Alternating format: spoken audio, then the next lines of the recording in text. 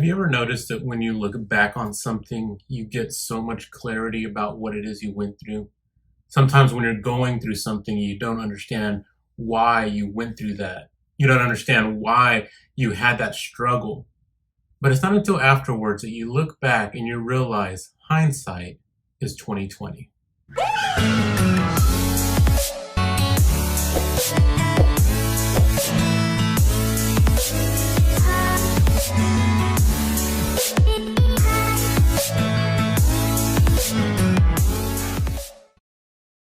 Hey, what's up? Wow, it's been a while since I made a video on here. For those who truly know me, you know what's been going on in my life recently. It's been a season of, it's been kind of unsettling to say the least. But I've come to realize that the only true way to get settled again is to pick yourself up, dust yourself off, put one foot in front of the other, and either make moves or make excuses. So here I am, I'm back. I'm pumped up. I'm ready to get back into the swing of things again. And I'm so glad that you decided to watch this video today. And I pray that something in this message will help you live a better tomorrow as we all try to be better stewards with the time that God has given us. 2020 hasn't been an easy year, and I think that that's probably an understatement for most of us. It's been a very trying year. It's been a year full of difficulties, pain, sorrow, and for many of us, sickness and death. There were so many things that just blindsided us this year in one way or another. Last year, 1 year ago today actually, I preached a message called Do Not Quit. It was meant to push us into the new year, into 2020, with a fighting spirit and a determination to not quit no matter what, to be faithful in our responsibilities, to be faithful in our calling, to be faithful in whatever God has for us. Little did I know what was ahead in 2020 when I preached that sermon a year ago. And I'll be honest with you, there were times I wanted to quit. There were times I wanted to throw in the towel. There were times that I wanted to turn my back and walk away. There were times that I wanted to ignore my own advice and just quit. Then after I preached that sermon, we entered 2020. And I think that just about every church across this nation did a series or a sermon on Vision 2020 or 2020 Vision, because what else are you going to do with 2020, right? Creativity and all. And you had pastors all across this nation just laying out their vision for the church for the year to come. I'm not sure if there were very many pastors who were able to execute the vision that they laid out in January. We were hit with the pandemic in the first quarter of the year, and honestly, life as we knew it was turned upside down. Plans had to change. Churches had to adjust how they did services. Pastors had to find a way of being faithful to the word while still respecting government mandates and at the same time using wisdom every step of the way. It has not been an easy year for pastors and for churches across this nation. And in the months that followed, we all faced a wild ride throughout the year. And maybe I'm being a little bit too negative. Maybe there's someone out there who had the best year ever in 2020. And if that's you, I'm glad that you did. But for the thousands and millions of you out there who were affected by this global pandemic, whether it be your health that was affected, whether it be your economic situation that was affected, whether it be a loved one who was affected, someone that you loved got hit hard with this pandemic, I want to encourage you today that we can look back and find some diamonds in the rough. We can look back and learn something from this torturous year that we all just went through. And as we approach the new year, naturally we want to look back at the last 12 months and see what was good, what was bad, and what was ugly. And we want to evaluate how it is that we can do better moving forward. And this is where I'm getting the title for today's video, because while churches wanted to cast a vision, a 2020 vision at the beginning of the year, I'm here to tell you that hindsight is 2020. Looking back is 2020.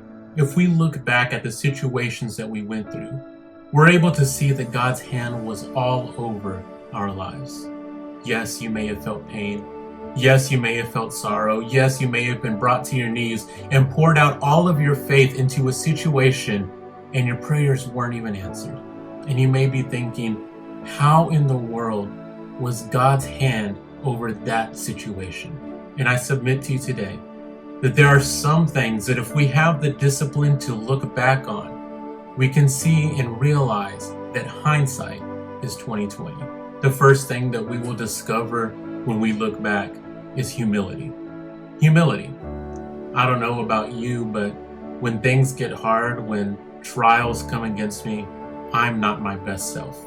Obstacles and struggles, they force us to make difficult decisions sometimes. And oftentimes, those decisions aren't the right ones. We're faced with a large dose of humility and an opportunity to see our sin and admit that we don't always have everything right all the time. Hard times have a way of clouding our judgment, and they have a way of bringing out our humanity, and not humanity in a good sense, but more so our depravity. We say things we don't mean, we do things that we don't mean to do, we lash out at people we love, and we make stupid decisions. We find ourselves making our own situations worse by doing things and not having the self-control that we thought we would have before we experienced what we went through. I know that for the last several months, I said things, I did things, I showed a side of myself that I'm not proud of. I know that I am a better me than the me that manifested over the last several months. I know that it takes me looking back, it takes me having that hindsight, to have that humility to realize that things needed to change. I need the humility to realize that I was wrong. I need the humility to realize that I can be better. I need the humility to realize that I still have a lot of growth to do. And even though I personally went through the hardest season of my life, and frankly, I'm still going through that, I need the humility to realize that God's divinity can eclipse my humanity if I am humble enough to allow Him to do that. And it's my prayer that you will do the same. That as you look back on this past year, you will recognize areas where you could change. You would recognize areas where you could improve. I pray that you will recognize areas where you could be a better person, where you could love a little bit more sincerely, where you could be a little bit less judgmental, a little bit less divisive, a little bit less knee-jerk responsive. And I pray that through that hindsight, that you too will be able to have that humility, to look back, to see where you need to change, and to go into the new year with a better determination, with a better drive, with an outlook to say, I'm going to be a better person in 2021 because I am humble enough to admit that I was wrong in 2020. The next thing that we can learn as we look back in hindsight is the need to trust in the Lord. Trust in the Lord. In the midst of a humbling trial, we quickly, albeit painfully, realize that we can't face the hardest moments of our lives alone. Trials present opportunities for us to put our trust that the Lord knows what He is doing, that He has our best interests at heart, and that we can trust in Him with every step moving forward. Looking for the hand of God or listening for the voice of God in the middle of a hardship is incredibly difficult, I understand. But the truth that we find in Scripture, and having a strong, supportive group behind you that encourages you to move forward, is vital to point you in the direction to put your trust in God. For me, it's been an incredibly difficult journey to get back to that point of trusting God again, to be vulnerable again, to put my trust fully and my faith fully in God once more. And I'll admit to you that I went through a season of anger, a season of being mad and upset and mourning and grief, and I wanted to turn my back away from God. I wanted to walk away until I realized something. I was reminded of the story in John chapter 11 when Jesus is mourning the loss of his friend Lazarus. And the verse that really stuck out to me is chapter 11, verse 33, and the New Living Translation says it like this. When Jesus saw her weeping and saw the other people wailing with her, a deep anger welled up within him, and he was deeply troubled. There's something incredibly comforting about that verse. To know that during a moment of grief, during a moment of mourning, that Jesus himself had anger welling up within him. This brought me comfort because so many people try to say that we as Christians should never be angry. So many people try to tell us that we're always to be joyful, that we're always to be happy, we're always supposed to look on the brighter side. We're never supposed to mourn or grieve or be angry about anything. But folks, you can't be more spiritual than the Bible. And the Bible tells us straight up that Jesus himself, while he was mourning the death of his good friend Lazarus, that his spirit was troubled and he felt anger rising up within him. And when I was reminded of this verse in the middle of my anger, in the middle of my grief, in the middle of my mourning, it's like I could hear the voice of God whispering, "Me too, me too." I quickly realized that trusting in the Lord and being angry, they're not antithetical to one another. They are not opposites. But when it comes to grief, when it comes to mourning, they are two sides of the same coin. Jesus shows us that it's okay and it's normal to be simultaneously angry and still trust in God at the same time. It's okay to be troubled in your spirit and still have faith in God. Because even through our own heartbreak, even through our own struggles, even through our own anger, God is right there whispering, "Me too, me too." And as we go into 2021, it's important that we learn this crucial lesson to put our trust in God. That we lean not on our own understanding. That we don't try to solve the mysteries of this world on our own. That we don't try to understand why it is that we went through something that we went through. But we simply say, you know what? I will trust in you, God. I will trust that you know what's best. I will trust that you are still in control. It's important that we put our faith in him, that we put our trust in him. And even when it hurts, that we're still saying, God, I trust you. And the final thing I want to address today is, as we go through these trials, as we look back on 2020 and we see everything that we went through, something that we really need to take away is to have compassion for others.